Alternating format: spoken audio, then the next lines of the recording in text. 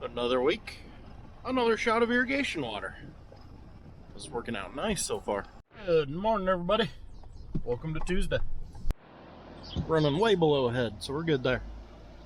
Ahead is just another way of saying, your full head of water, because that's what it's called technically. So we're running below a full head of water. Now you might be saying, well, why aren't you taking your full head of water? It's because we've been incredibly fortunate so far this year, guys. We caught another rain this weekend while we were coming home from potentially the last softball tournament of the year. I don't know. They're talking about maybe trying to get another one going. But we're over in central Kansas. Daughter had a travel ball tournament. It's actually the best placing they've had all year, so that was awesome. But on the way home, thunderstorm rolled through. Where our farm is kind of spread out, sounds like we got anywhere from 2/10 to an inch. Awesome. The irrigation water, I don't know how, but the river is still flowing nice. I know why it is at the moment, because the other night there was a massive rainstorm up the river, which is why this morning when I look online, the CFS at the head gate is way up. But so far we haven't had to tap into lake water, and we are, what is today, like the 9th of July, so we're a full week into July, and we still have our lake water sitting there ready. So I'm becoming more and more optimistic. If we can avoid the white combine, we're going to be looking pretty good this year. Yeah, we're missing, well, we're missing that, the motor, the thing that makes the pump down underground turn. Yeah. So a week ago, the tuna was messing with this, trying to get it to start, and he goes, all of a sudden smoke came out of it, so we knew the motor was shot. So that is that local pump repair. Yeah, let's just go with that. Getting rewired, hopefully back out here soon, because the pond is getting full. This is another reason we're not taking our full water allotment, because can't physically keep up. We got some good looking moss. Who wants to go swimming out there? Doesn't that look delightful? We had kind of the trifecta this weekend. That one I guess we knew before the weekend, but we've got 4 pivots out here on the other electrical system. There's 2 power companies. The one, the price is really high, but the service is pretty good at least. The other, we have had a lot of trouble with power surges. And this weekend, Sunday morning, no storm, no nothing, something happened and a massive power surge went through that line. The one pivot about 4 miles over completely fried the whole electrical box that runs the pump. Electrician was here yesterday. He's trying to get one in. It sounds like the company has several in Houston, but there's this thing called a hurricane in Houston right now. So I don't know if we're going to be able to get that. It's like $5 grand. And this happened last summer from the same thing. And before you say it, yes, we have a surge protector on. They make a high-powered surge protector. But when this big of a shock comes through, it just blows the surge protector apart. But what's weird, though, is, so that one's trashed. The one a mile to the east of it is fine. Our 2 new ones that we put up a year ago, literally, it's the same power coming to them. The one, the surge protector held, and it's still running as we speak. The one beside it, the surge protector blew apart, and it fried the entire drive system for it. That one's got what's called a variable drive because of the elevation change. So it can speed up and slow down the motor to maintain consistent pressure. Essentially, it costs a lot more upfront, but saves you in electricity costs throughout its lifetime. The problem we're running into around here, and it's on both sides, both power companies, we have enough dirty electricity. We're eating those VFDs because of power problems, and it's not working the way it should. Better see what the tuna needs. This is different. So I in no way thought when I woke up this morning I was going to be on the swather. But here we are on the swather. Yeah, I had my day kind of all planned out, hanging out with you guys, showing you what we got going on, making my first... What the hell is vibrating? Making my first members only video, which, by the way, thank you guys so much. Because you watch and like these videos, my channel has grown enough. I hit that first level of being able to try and monetize on this platform memberships. So, if you feel so inclined, you can pay monthly memberships and get extra content. I got to figure out how to do all that still, but surely by the time this comes out, that'll be up and going. Well, and exciting news for us. You guys probably don't care. Felipe's back. He's going to do a little swathing, a little raking for us this summer, kind of whenever we need an extra hand. Just gave him a lesson. We'll see how he does. But how the hell do you sit up them? That hurts my back looking at how far forward that is. Let's move that back where it goes. Oh, that looks much better. He's going to do just fine. He's ran a swather before years ago. I think like an old sickle machine. So this is his first rotary.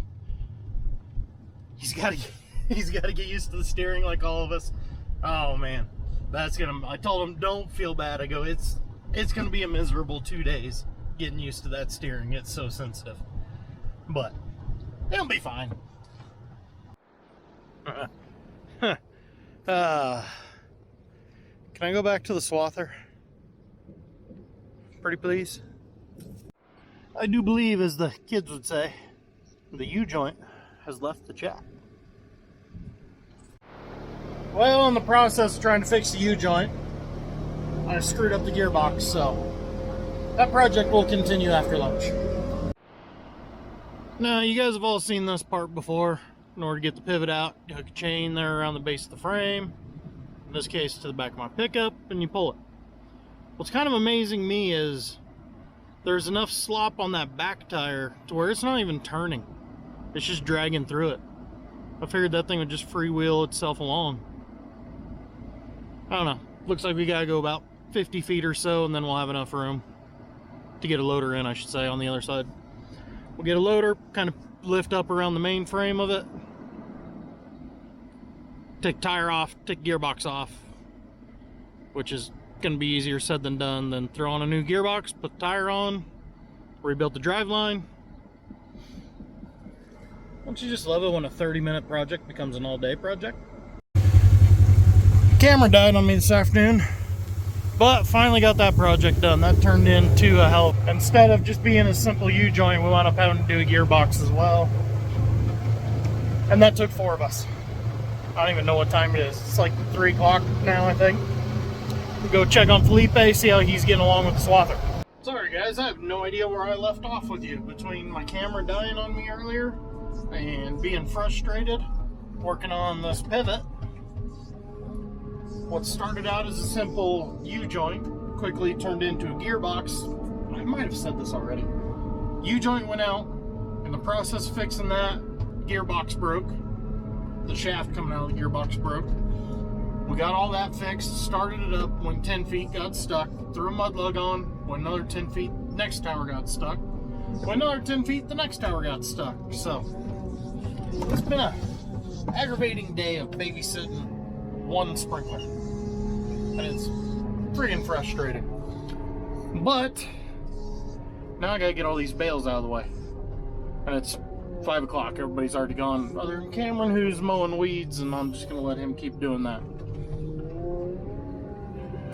Earlier when I was talking with the tuna at the new feedlot project, and I'll take you guys to see that here in a little bit, he said he was gonna have Cameron and Glenn get started on these. I said, okay, I'm gonna go check on Phil. Apparently what he heard was, no, don't worry about it, I'll go tell Cameron and Glenn. So, it's my fault the bales didn't get picked up yet. Whatever. It just kind of goes right along with this day. Today might as well have been a Monday. It's not, is it? No, today's Tuesday. Pick up a few bales. Hopefully by then that'll be good to not need to worry about it, and I can go home. One last thing I wanted to point out to you guys, we got ourselves a little feedlot project going on. So, we've been talking with Justin, the guy that maintains our herd health and processing, all that sort of stuff. We've been talking with him for over a year now about changes that would make this a lot more efficient, where we buy our cattle in small amounts and not large semi-loads at a time. We buy a lot of 2s, 3s, 4s at sale barns. Our pens are a little bit too big for the starting. So what we're doing here, this is one pen. We're actually splitting it into 3. So new cattle will come right here into this pen, a real small one. Be plenty big for the number of cattle that we put in it, but size comparison, it's pretty small. So we'll bring new cattle into here, real easy to deal with. These other 2 are going to act as sick pens or hospital pens. Basically, we need a more efficient way of maintaining the health side than just the one sick pen, so we can keep track of when cattle were doctored better, so we know when to retreat them better, stuff like that. So we're splitting that up into multiple pens. As for that pen, it's hard to get cattle out of because it's a dead corner down at that end. So we're hoping putting the angle gate in here, we can get them to sweep out a little bit better. And then this guy over here, in order to make that happen, we cut the fence back. It used to end underneath the service truck. So now this pen will be a little bit awkward, but we'll have a stub fence coming to here and then a gate here. This pen's really easy to get cattle out of. So what we're kind of trying to do is a diamond shape here at the end of the alley. They're real efficient, real easy to move cattle, but in order to do it properly, we would have to cut out a lot of fence, and we didn't want to do that. So this is kind of what we came up with. We got to get a tank put in here, bring our water line from that tank over, and then the drain, we need to dig down and tap into our existing drain that goes to the ditch over there by them bales, coming off of that tank. Well, yeah, thought I'd show you that. Keep you guys updated on how it goes. Hector and Blanca have been going 100 miles an hour on this. Literally, this project started like yesterday at noon. Well, that being said, guys, we'll go talk to the tuna. He's sitting over there staring at me, wondering why I'm over here talking to myself. And I'll see you guys in the next one.